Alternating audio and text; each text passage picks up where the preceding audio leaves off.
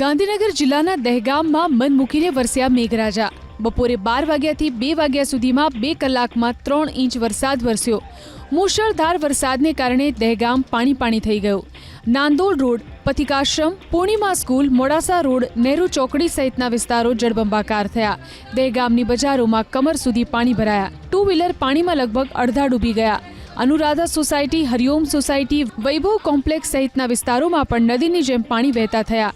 Gandhinagar road પર આવેલા railway અંડરપાસમાં પાણી ભરાતા વાહન ચાલકોને હાલાકી।